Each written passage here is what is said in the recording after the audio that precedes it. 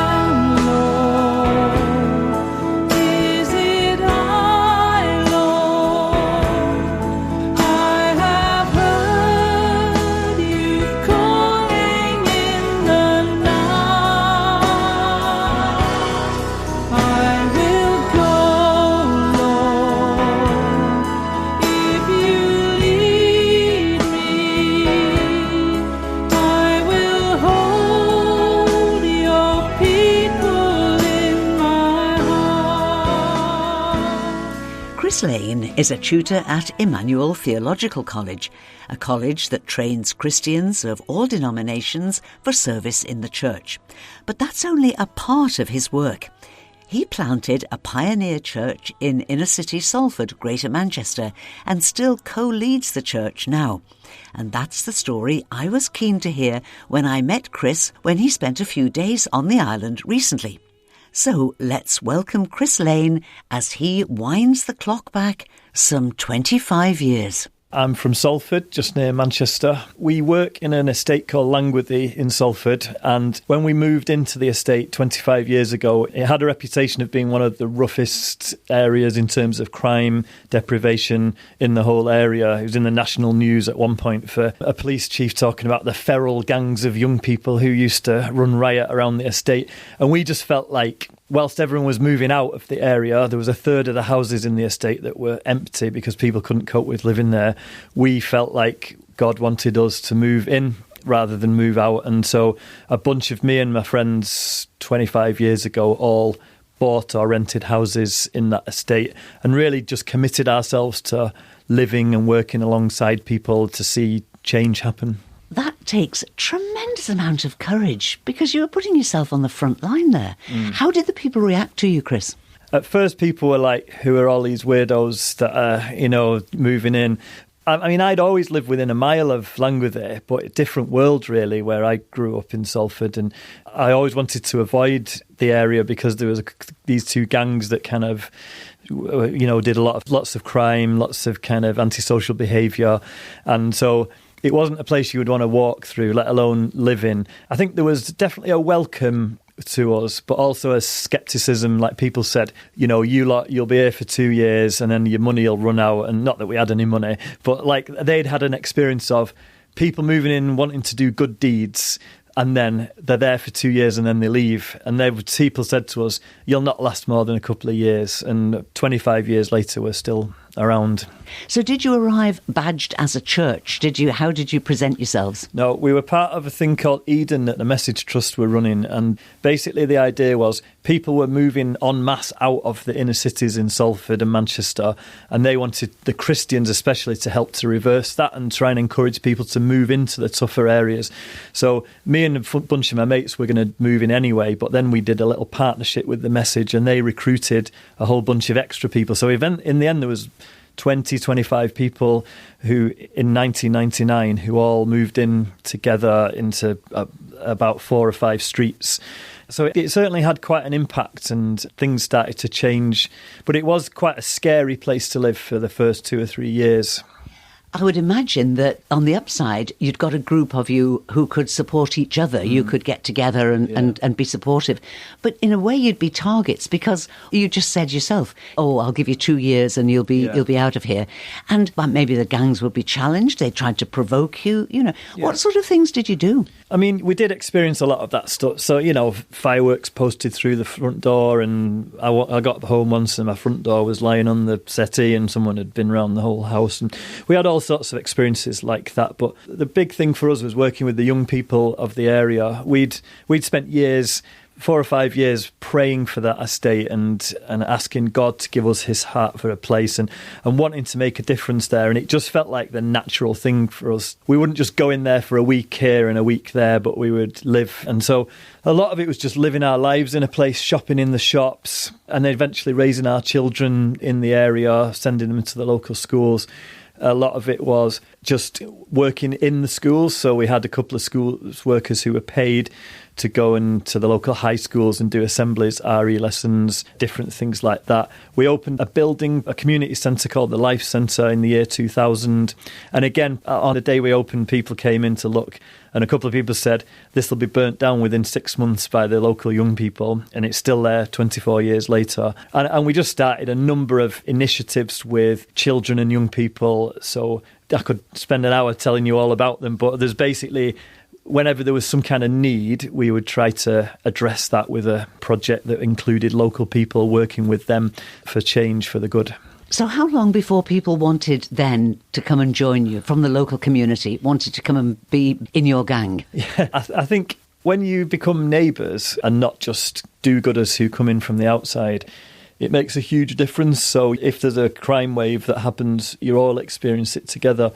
I think quite quickly we found people considered us to be part of the community with them, and we very deliberately were like, we're not just going to come and we're not the saviours to come and sort it out. We're just belonging to this community, and it's about looking for people who have ideas, people who want to see social change happen, and getting alongside them as well and helping them to do the things that they want to do. And I think after about 3 years, the community began to change, and there was enough people who gathered. So there was a tipping point where there was enough confidence where people would say, actually, we don't want to see this antisocial behaviour. We want this to be a good place, a positive place. And so I think in those days, as we would partner with different community groups and activists in the area, we did begin to see really solid relationships built. And as we worked with young people and children for all those times, you also then get to know their families, you visit them in their homes, and then you gradually build trust over a number of years. It doesn't come in the first 6 months or 2 years even, but it does come when you show a commitment and a love for an area. And I think after 4 years, a number of people started to come to faith and want to be a part of a church. And at that point, we felt like, well, why don't we start a new church, which we've called Langwithie Community Church, to help those people who are from the area to kind of grow in their faith, really. Do you think the people who might possibly have wanted change just get ground down? There are a lot of good people there, overwhelmed by a smaller group. Absolutely the case. There can be an arrogance sometimes in people coming in from the outside and saying, we're going to sort it all out. And we absolutely don't have that attitude. We were one of the catalysts in seeing change happen. And I think having a group of people who are actively, passionately working for social change brings out others in the area who perhaps have been scared by what's going on, and it gives them a bit of confidence.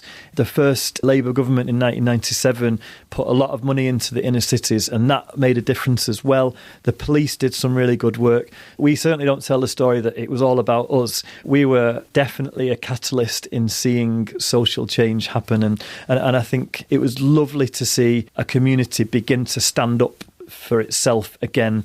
Because the worst thing that happens without an influence in that kind of community is you produce second and third generations in the young people who know nothing other than joining a gang to survive. And so you're still there, Chris, are you? We are, yeah. And I think what you just said is so important, the role models. So we went into the schools early on when we first moved in and said to all the kids, who are your role models?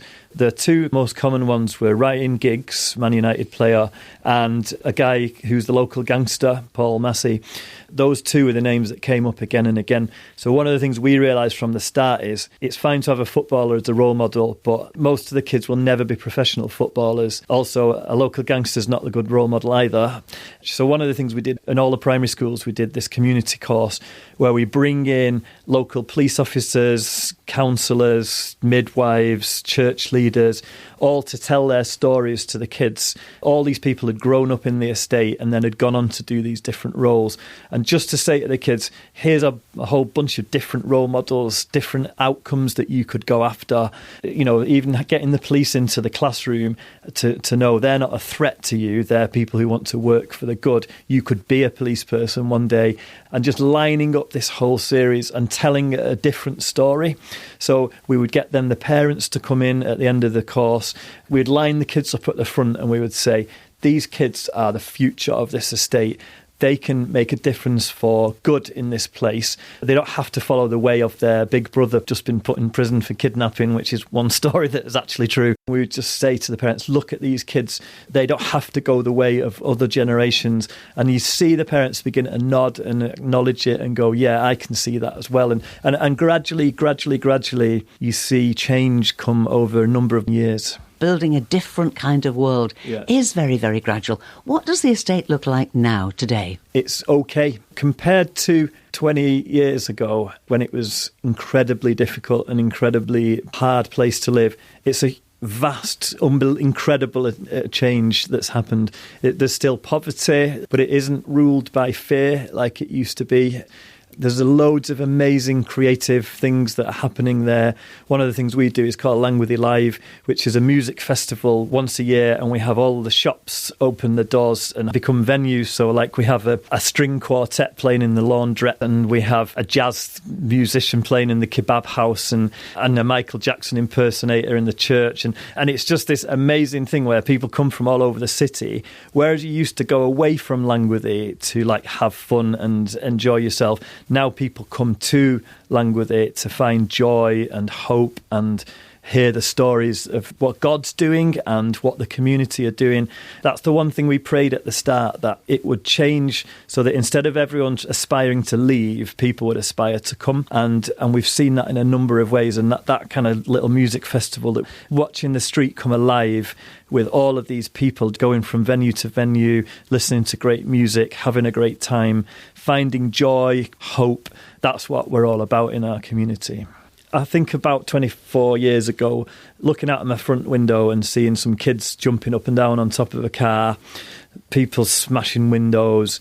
You don't see that stuff anymore. And if it does happen, you see people step in. And because it was a fearful place then, people were hesitant to go out and try to change things. And now it's very, very much turned around in that way. And so it's not like heaven on earth, but we have glimpsed heaven on earth. We've seen lives transformed. We've seen addicts set free from their addictions, and we've seen people physically healed when we've prayed for them. And even in kind of more ordinary ways, there was a bunch of lads who were a part of our football team for years, and a few of them came up to my brother recently and they said, if it wasn't for you running that football team and including us in the church stuff, we'd all be in prison now. And all of them, each one of them are doing really well. You know, they've got good jobs. And it's those differences that you make. It's not just the spectacular stories, but those little things where they could have gone this way and instead they've gone the right way. And gradually, slowly, seeing a place turn around for the better.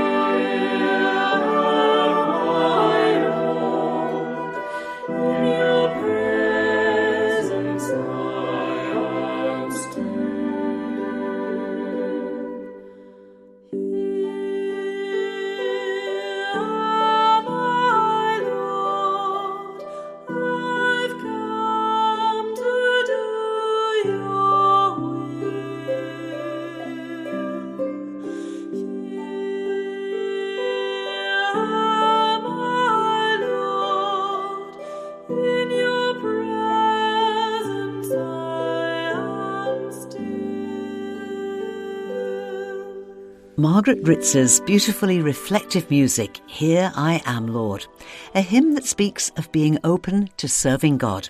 I'm talking this morning with Chris Lane, who planted a pioneering church in inner-city Salford in Greater Manchester and still co-leads the church now, over 20 years later. As we've heard, it wasn't easy and change and healing didn't come quickly. But what about Chris's own faith journey? Why does he stay so faithful through the good and the not-so-good times?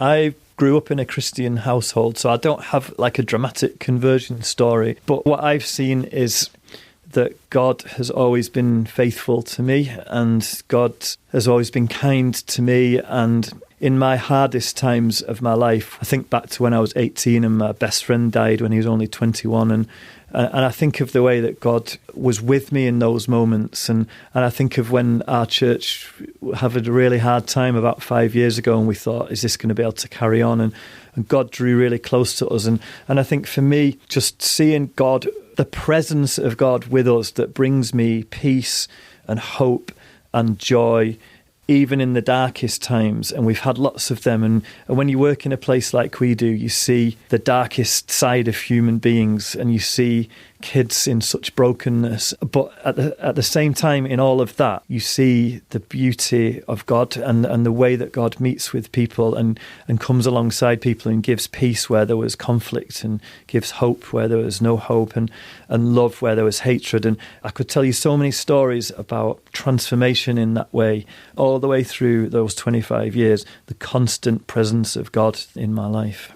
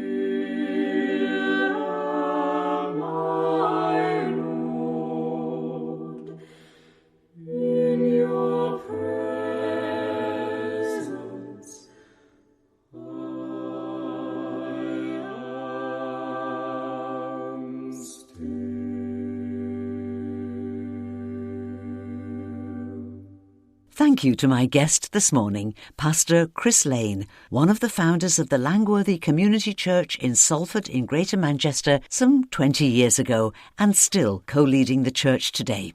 And now it's time to take a look at our notice board. And after this, we're ending the programme with some new words and music from poet Dave Hopwood and multi-instrumentalist Simeon Wood. But first, our notices. And we start with an invitation to lunch. St George and All Saints Parish invite you to their winter community lunch. It's tomorrow from noon till 1:30 in St George and All Saints Hall on Alexander Drive in Douglas. A complete turkey dinner in a pie is on the menu, and there is a vegetarian option, and that's followed by trifle or Christmas pudding and custard and tea or coffee. This is a warm welcome to a warm space with good food and good company. There's no charge, but donations are most welcome. On Tuesday the 26th, there's a coffee morning in Port Erin Methodist Church community rooms. The kettle is on and everyone's welcome between 10 and 11:30. On Thursday the 28th, there's another Tabor on Thursday evening in Port St Mary Methodist Church. It starts at 7:30. It's a Thanksgiving night and includes a meal. It's £18 per person, and to reserve your place, call or text 483096. 483096. Looking now to next Saturday, that's November the 30th, there are so many Christmas fairs, there's bound to be one quite close to wherever you are. We start in Ramsey, and St Olave's Church have their Christmas fair in Ramsey Town Hall next Saturday morning between 10 and 12 noon. Cakes, handmade gifts, cards, decorations and much more. Admission is just £1. Arbury Church members are holding their Christmas coffee morning in Arbury Parish Hall in Ballabeg on Saturday the 30th from 10:30 until 12 noon. Lots of stalls, including fair trade goods, and there'll be coffee and mince pies and a warm welcome for all. Crosby Methodist Chapel will be holding their annual Christmas coffee morning next Saturday the 30th, and that's in the Church Hall from 10 until 12 noon. St Columba's Roman Catholic Church on Castletown Road in Port Erin have their Christmas fair next Saturday from 11 a.m. to 1 p.m. There'll be crafts, gifts, cakes, cards and much more. Admission is £2, including tea or coffee and biscuits. There's free admission for children, and all the proceeds from this Christmas fair will support the St Vincent de Paul Society, working with people in the south of the island in need of a little help. And finally, next Sunday, December the 1st, the Mariners Choir will be in Port Erin Methodist Church. The preacher is Canon Malcolm Convery. The starting time is 6:30 as usual, and the service will be followed by supper and community hymn singing. Well, that's the end of our notice board, but not quite the end of the programme. Poet and writer Dave Hopwood often works with multi-instrumentalist Simeon Wood, who enjoys writing music to fit Dave's words. So today we're finishing with Dave Hopwood's words inspired by Psalm 18, its powerful message accompanied by a new composition from Simeon Wood. Thank you, Lord, for being my rock, that solid foundation when all around feels like shifting sand.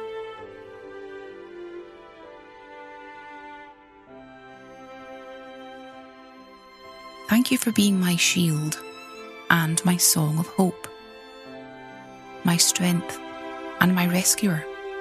Without you, I am sunk.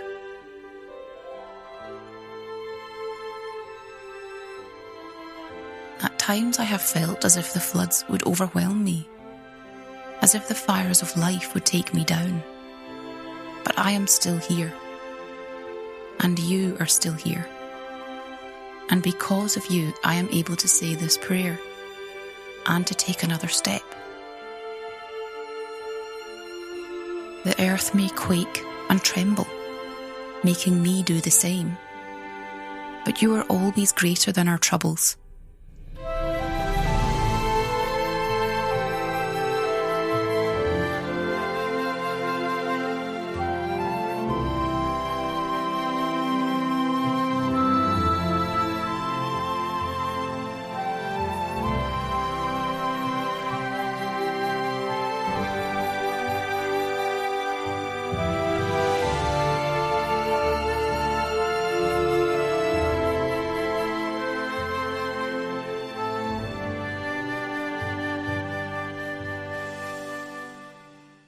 The sound of your voice can calm the storms.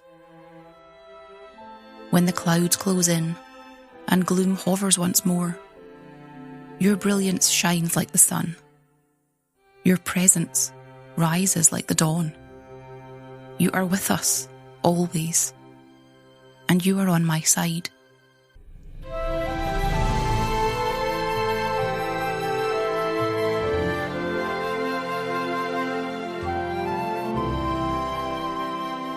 And that's all that we have time for now, but I'll be back later with Sundown, a warm welcome to our virtual lounge, tonight from 9 o'clock onwards. And I'll be waiting at the lounge door with our usual mix of easy listening music and your requests and dedications. And I'd love you to join me if you can.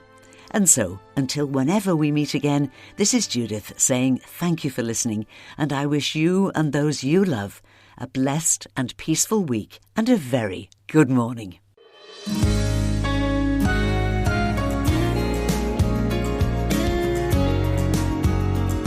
The Nation Station, Men's Radio.